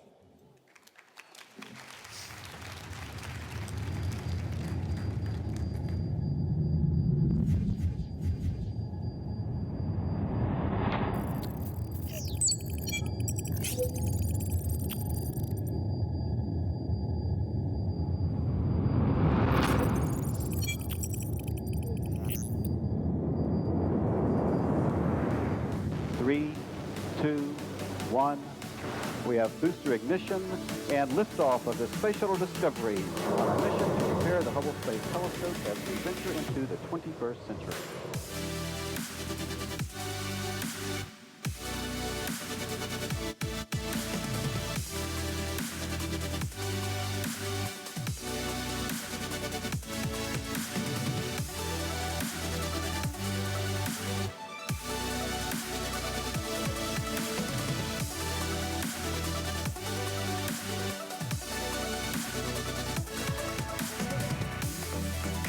Discovery Houston, from the Orbit 1 team, Linda and I and the rest of the room would like to congratulate you for a spectacular day, making the hardest things look easy.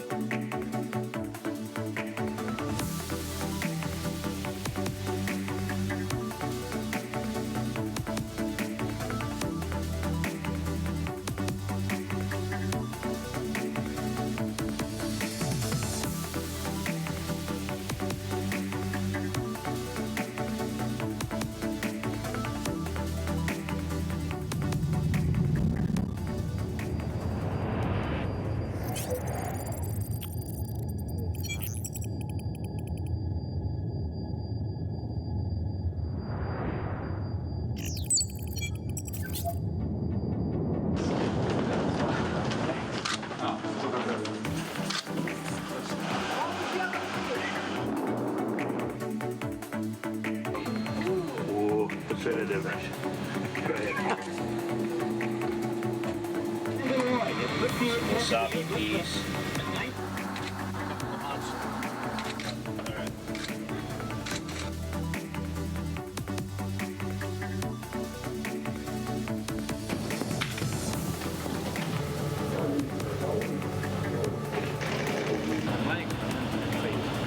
This lighting's pretty good here.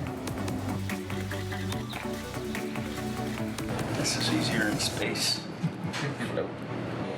Goodbye, U.S. segment of the space station. We shall meet again.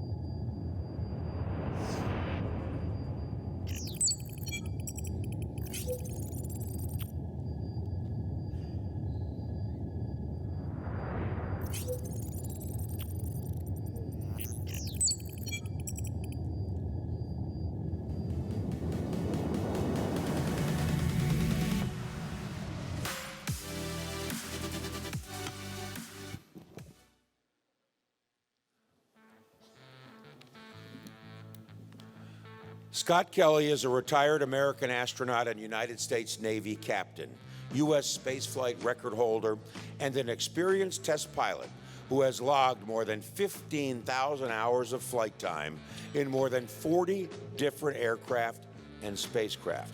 A former fighter pilot, he flew the F-14 Tomcat aboard the aircraft carrier USS Dwight D. Eisenhower. Kelly was selected by NASA as an astronaut in 1996 A veteran of 4 space shuttle flights, he piloted Space Shuttle Discovery to the Hubble Space Telescope in 1999 and commanded Space Shuttle Endeavour on a mission to the International Space Station in 2007. He also took 2 flights on the Russian Soyuz spacecraft, launching and landing from Kazakhstan. Kelly has commanded 2 extended stays aboard the International Space Station. In 2010 and 2011, he spent 159 days in space. He went on to more than double that number in 2015 and 2016, when he spent a record-breaking 340 days living aboard the ISS. He also took 3 spacewalks during what came to be known worldwide as the Year in Space. Kelly has traveled more than 200 million miles, which is more than twice the distance to the sun, and has orbited the Earth more than 8,300 times. He has received many awards and honors, including the Defense Superior Service Medal, the Legion of Merit, and Distinguished Flying Cross. He was on the cover of Time magazine in December of 2014 and was named one of the 100 most influential people in 2015. And he was recognized at the 2015 State of the Union address by President Barack Obama. He was appointed champion for space by the United Nations Office for Outer Space Affairs. He is a fellow of the Society of Experimental Test Pilots and a member of the Association of Space Explorers. Kelly is also a sought-after public speaker and author of 2 New York Times bestsellers, his memoir, Endurance, as well as Infinite Wonder, a collection of images he photographed aboard the ISS. He has also authored 2 children's picture books in the hopes of inspiring young readers to dream big. Please welcome Scott Kelly.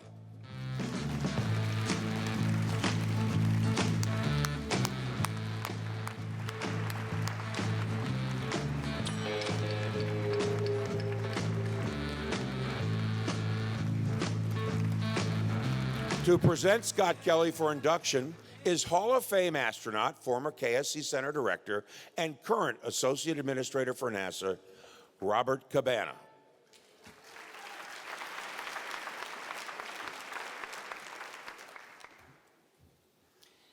Well, first off, I got to say it's really nice to come home to Florida and the Kennedy Space Center.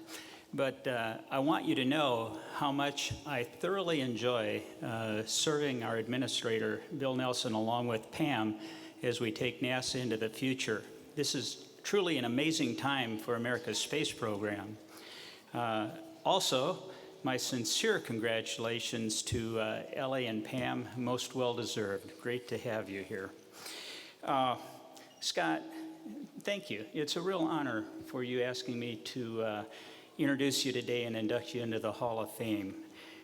Scott is an accomplished naval aviator, fighter pilot, test pilot, and from those videos and that timeline, you've seen what an amazing career he has had as an astronaut. I mean, he's covered the gambit of space missions that you can have. He's had a Hubble servicing mission, commanded the shuttle on an ISS assembly mission, long-duration space flights on ISS, serving as commander, totaling 520 days in space. An amazing career. What wasn't mentioned there, he also served as NASA's Director of Operations in Russia, working closely with our Russian partners and taking care of our astronauts that were over there training, looking after their health and welfare in Star City.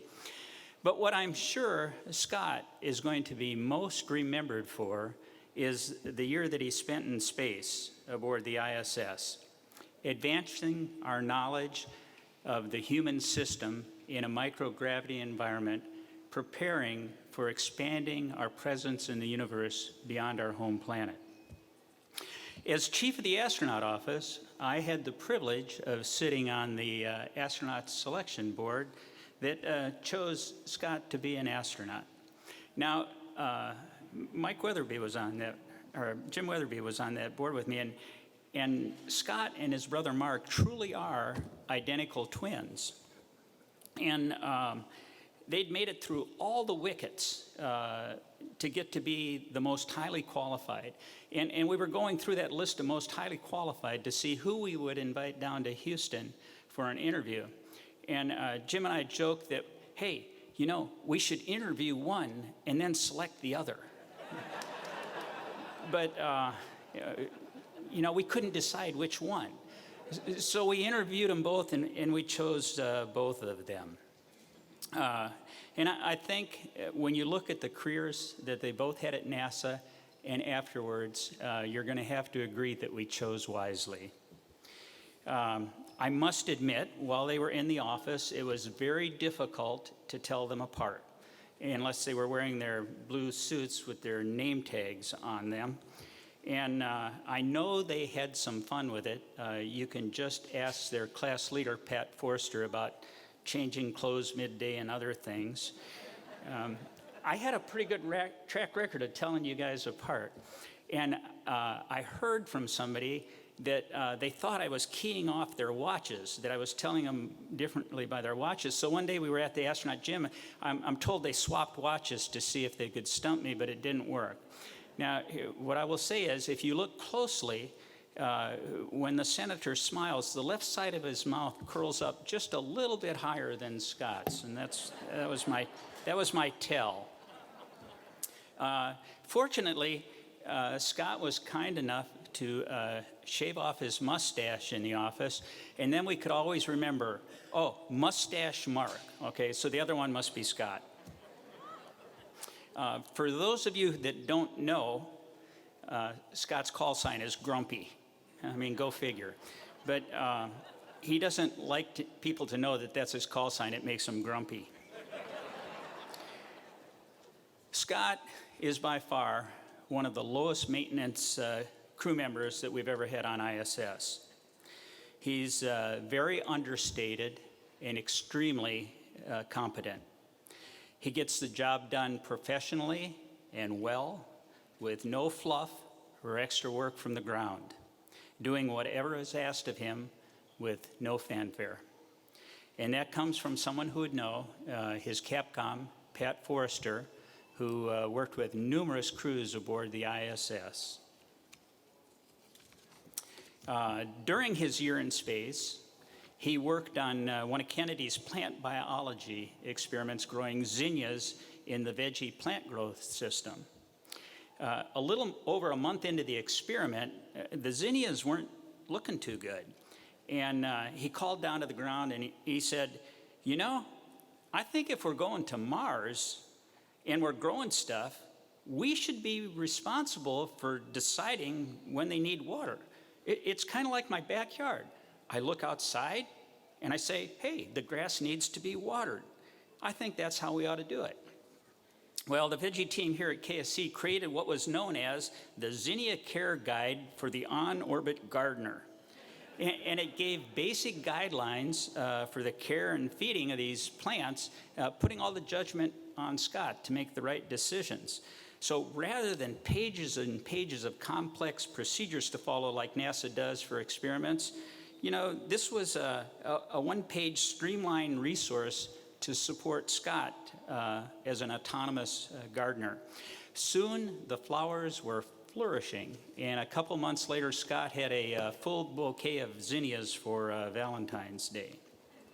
Now, well, that may not be one of the most advanced scientific discoveries during Scott's trip in space. It says a lot about his character. He is committed to the success of the team. He sees a challenge and thinks not only about today's impacts, but the bigger picture. How is this going to impact us down the road? He makes a plan and he gets it done. If you talk with those who flew with him, you'll find out that he was a great mentor to all of them, offering direct, actionable advice that many praised after their missions with Scott. To be selected into the Astronaut Hall of Fame requires more than just flying in space.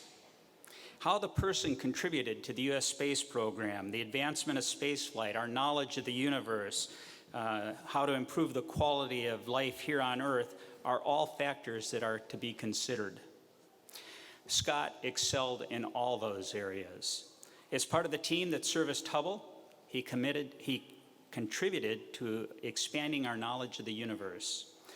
For his more than year in space on ISS, he advanced our knowledge of the long-term effects of microgravity on the human body, paving our way for that next giant leap to Mars. And many of the over 400 experiments that he participated in and conducted while he was up there are helping to improve the quality of life right here on Earth. Scott continued to excel after NASA as the United Nations champion for space, an accomplished author, and a gifted speaker, sharing his experiences, inspiring the next generation, and supporting the peaceful use of space for the benefit of all humankind. Scott is a true professional, and it is my extreme honor and privilege to welcome him into the Astronaut Hall of Fame. Scott, congratulations.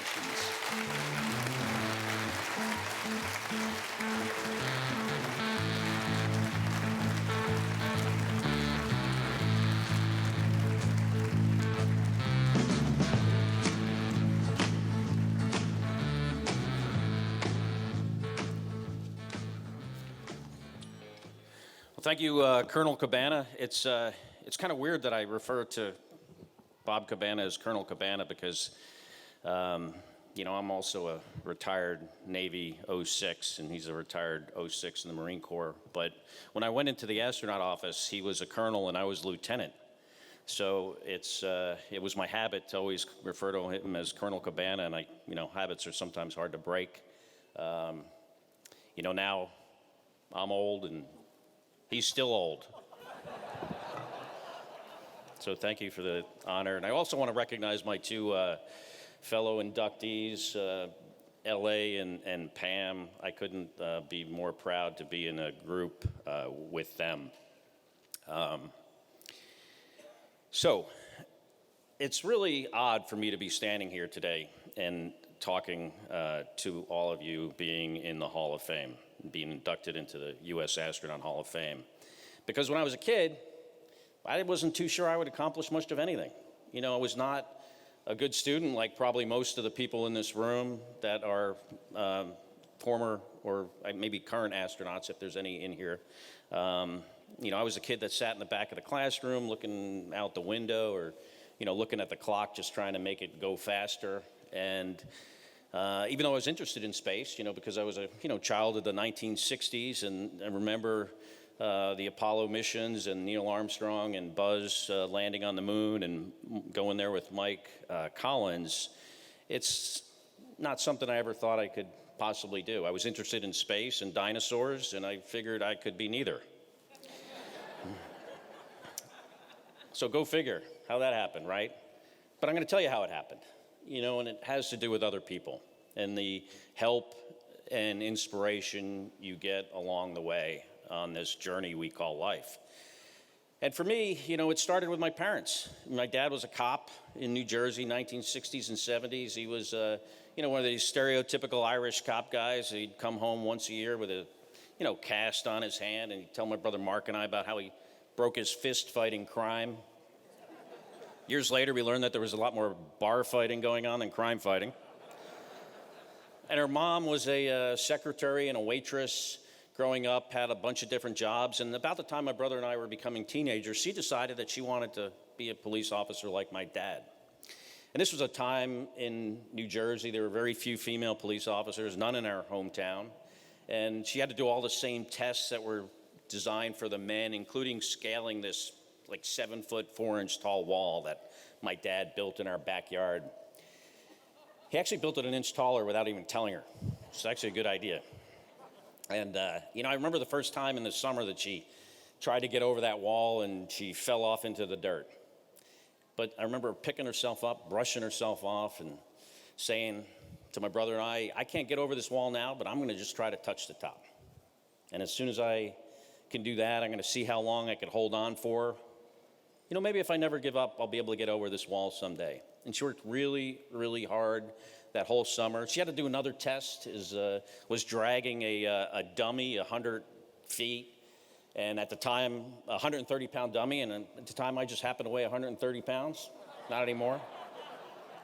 You know, so with my help, a little bit from my brother, when she went to take that test, she got over that wall in half the time she was supposed to, did better than a lot of the men did, and became the first female police officer in my hometown of West Orange, New Jersey. And very proud of her and for the inspiration she provided Mark and I. Now, unfortunately, that did not help me become a better student. You know, I was still very much distracted, couldn't pay attention. Went to college because, you know, it was the thing I was supposed to do, struggled there, until one day I was just happened to walk across the college campus and went into the bookstore to buy, I don't know, gum or something, not a book. Not a big reader. But I saw this book on the shelf, had this really cool title, red, white, and blue cover, made me pick it up. I looked at the back and read it, and took my gum money, was interested enough, purchased the book, went back to my dorm room, and laid there for the next few days on my unmade dorm room bed, reading the stories of the fighter pilots that became the test pilots that became the original Mercury, Gemini, and Apollo astronauts. And the book was The Right Stuff by Tom Wolfe. And I don't know if it was Tom's, you know, creative writing style or, you know, maybe, you know, just how he told stories, but I recognized, you know, traits that these guys had that I felt like I had in myself, with one exception, and that is I was a bad student. But I thought, you know, if I could fix that one thing about myself, you know, maybe I can go on and, you know, graduate from college someday with an engineering degree, you know, maybe go into the Navy and fly airplanes. Maybe if not the Navy, maybe the Air Force, right? It's easier, right, Kurt? You know, maybe quite possibly even a test pilot someday. And I know, you know, might think, you know, 18-year-old kid reads book, decides he or she's going to become an astronaut. That's a giant leap. But really, in retrospect, for me, what it was a bunch of much more smaller, manageable steps supported all the way by other people. And a lot of those people are in this room today. You know, particularly the people, you know, I flew in space with. I learned something from every single one of the 40 people I have had the privilege and pleasure to fly in space with. And like I said, including some people in this room, like John Grunsfeld right here. You know, before I flew in space with him, I had no idea what the origins of the universe was, where it came from. We were just talking about that again. He updated me in the back. He wasn't so sure. He was sure then. Now his theory has changed a little bit. Of course, Kurt, I was the pilot on Kurt's last mission. It was my first as the pilot, and I couldn't have learned from a better space shuttle commander than Kurt how to fly the space shuttle. So much so that I only had the privilege of doing it once, and was assigned for my second flight as the commander, which some of these people in the room, I think Rommel was part of that, certainly Steve Lindsay. So I thank you for having that trust in me to be able to do that with very little training. And I also had the privilege of flying in space with Steve when I was on my first long duration flight. And I want to thank Steve, because I think if it wasn't for him, I probably wouldn't be standing here, because I can remember I was having lunch or dinner with my sister-in-law, Gabby, in D.C., just her and I. And Steve calls me and tells me he wanted me to fly a long-duration space flight. And I think what I said to you was, no, not interested. I want to fly this. I'm a shuttle commander, I thought. I need to fly another shuttle mission. And he said, well, okay, call me back tomorrow. Think about it. And I did. I called him back. And, my whole philosophy has always been, if someone asks you to do something hard and you want to find a way out, that's fine. But when they come back to you the second time, if it's good for the team, then that's what you need to do. Who else have I flown in space here with? Dave Williams is here somewhere. Dave was one of my crew members on our second mission. I think it was his second flight as well. And I don't know how many of you know Dave, but Dave is, barely has a pulse. When anything is going wrong, just look at Dave and just try to be as calm as him. That's what I learned from Dave. You know, of course, Janet Kavandi, at one point in my astronaut career, she was interviewing me to be the chief of the astronaut office. And at the end of the interview, the last question she asked me is, she goes, Scott, would you rather be chief of the astronaut office or fly for a year in space? And I said, Janet, absolutely, I'd rather be the chief of the astronaut office. And like a week later, she gave that job to somebody else, and then now I'm standing here today. So thank you for not listening to me, Janet. Appreciate that. And of course, you know, my wife, Amiko, who's standing here, or is with us here today. People may not be aware of this, but I was assigned to that mission, and then the very next day I was told I was unassigned for a medical reason. And I went home, and I told, after being all excited about it, eventually I came to terms with this idea of, you know, flying a year-long mission, and I really wanted to do it. And then I was disqualified. And I came home, and I said, well, okay, not flying in space. And she goes, okay, but why are you just taking that, you know, sitting down? Why don't you make the argument about why you're the right person to do this? So, you know, with her encouragement, I stayed up all night, made a good case for, you know, what medical issue I was dealing with, and quickly that was turned around. So I want to thank her for that and all the support she's given me. And of course, my brother Mark, he's not here. He'll be here tonight. You know, there's many stories I could tell about him encouraging me along the way, and I just want to thank him for being that lifelong wingman to me. And of course, the public. You know, without the public support for our space program and their interest in it, we wouldn't have these extraordinary opportunities. And, you know, my professional life at NASA has really been the highlight of my life. So I really feel a need to really genuinely thank the American public for supporting this space program.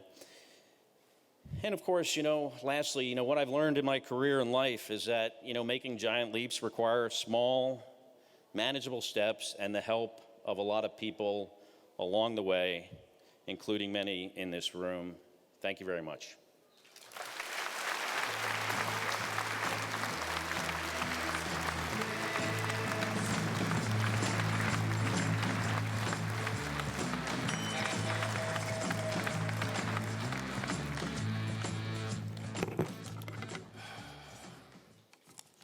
Congratulations, Scott.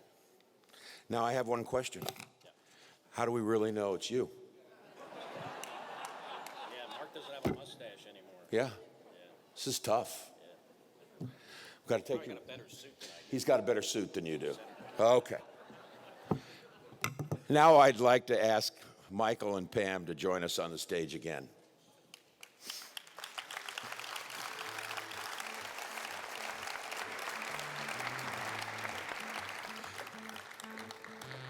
Ladies and gentlemen, I present to you the 19th class of the United States Astronaut Hall of Fame, Michael Lopez Alegria, Pam Melroy, and Scott Kelly.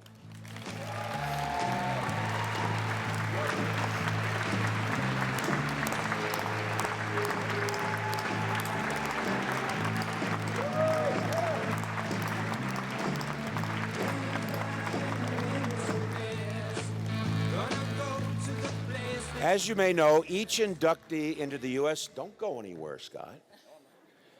Into the U.S. Astronaut Hall of Fame is immortalized with a likeness that will soon be housed in Heroes and Legends, featuring the U.S. Astronaut Hall of Fame presented by Boeing.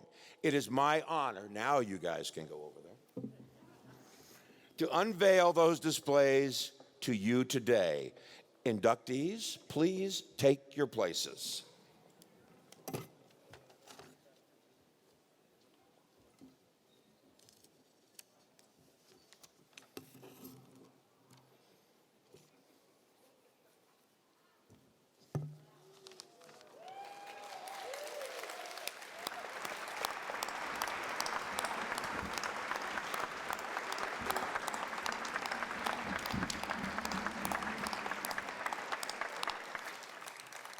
Once again, it is my pleasure.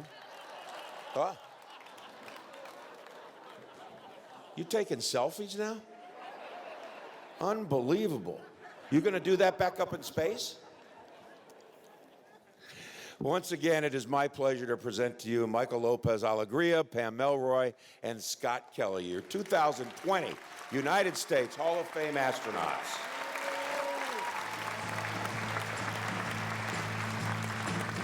Would all members of the U.S. Astronaut Hall of Fame please join us on the stage for a photo